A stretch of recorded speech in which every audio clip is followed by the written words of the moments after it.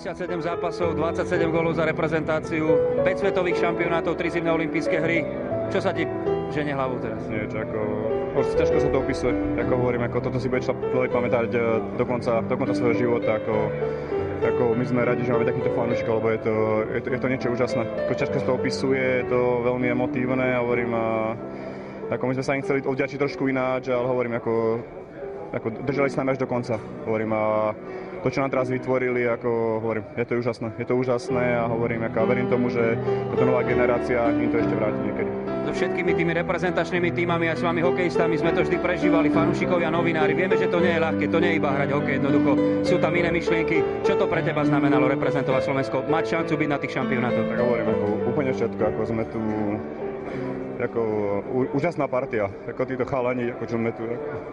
Hovorím, sme dobrí kamaráti a ťažko sa to opisuje. Hovorím, ako niečo úžasné a hovorím, ako tento športe, ako chceli sme ísť čo najďalej a chceli sme sa odďačiť, ale hovorím, ako toto, ako hrať pre takýmto publikom a títo ľudia, čo nám vytvorili, ako je to úžasné. Bolo to ťažké sústrediť sa predsa len proficky na ten posledný výkon na tom šampionáte? My sme chceli vyhrať a chceli sme sa odďačiť.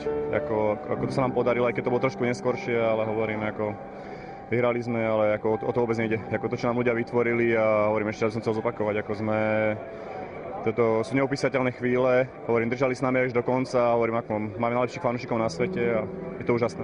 Pálko, viem, že teraz sú rôzne myšlienky, ale ten najkrajší moment z reprezentácie, je to zakrútenie vokov nových nôh a bronzová medaila v Helsinkách? Určite áno, ako tá medaila, ako človek, keď vyhral tú medailu a ako v tom istom čase sa mi narodil ako môj syn a hovorím, ako tá medaila aj tá olympiáda, ako to bolo niečo úžasné. Ďakujem pekne, Pálko.